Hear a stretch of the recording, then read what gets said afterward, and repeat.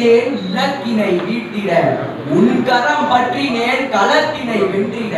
களம் நின்று தமிழ் நிலத்தினை உறுதி செய்தேன், ஏகலைவனாய் வந்த என்னை அர்ஜுனனாக்கிய நடுவர்கள் பீஷ்மர் மற்றும் துரோணருக்கும்.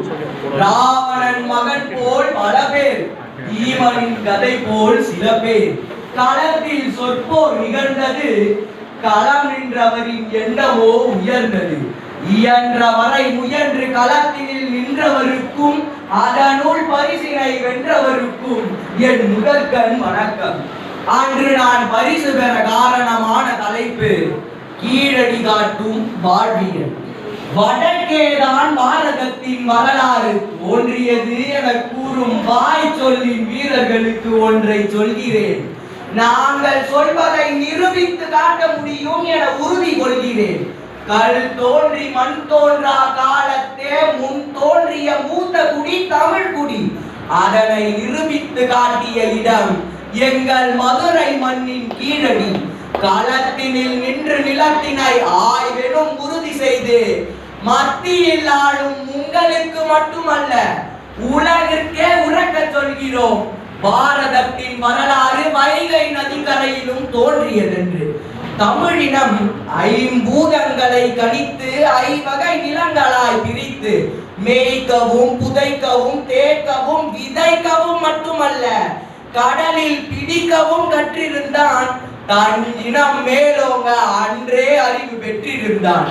நீரினை பயனுற கொள்ளவும் விளை நிலங்களுக்கு எடுத்து செல்லவும் சுட்ட மணலாலான குழாய்களை அமைத்தான்.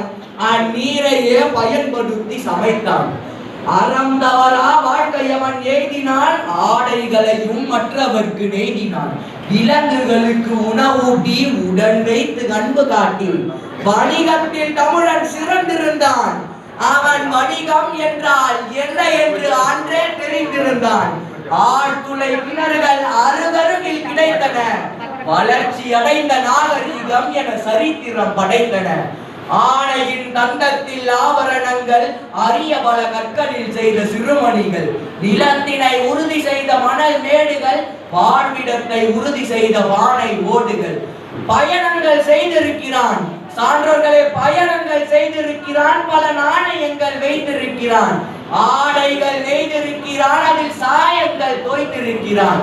நீரினை பயன்படுத்தி பின் கழிவு நீரை வெளியேற்ற சுடுமண் குழாய்கள் அமைத்திருக்கிறான்.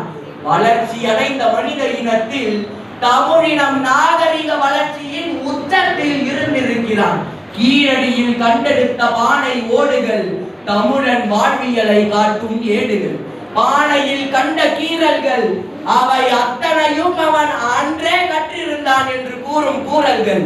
சான்றோர்களே, ஆடை அணிகலன் கல்வி கலாச்சாரம் வாழ்வியல் வாய்மொழி இயல் இசை இலக்கியம் இலக்கணம் என அனைத்திலும் வடக்கே தோன்றிய நாகரிகத்திற்கு முன்னோடி அதனை நிரூபித்து காட்டிய இடம் மதுரை கீழடி என கூறி உலகத்தில் உயர்ந்த மொழியை கரம் பிடித்து அதில் மாணவர் செழித்திட களம் தொடுத்து அடுத்த தலைமுறைக்கு எடுத்து செல்ல தமிழரின் அருமையை புரிய வைப்பதற்கு காலம் தவறாமல் தமிழ் விதைகளை விதைக்கும் வடசென்னை தமிழ் இளைஞர் கழகத்திற்கு நன்றி கூறி இடம் சார்கிறேன்.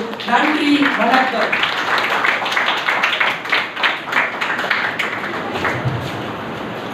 அடுத்து நாம் அழைப்பது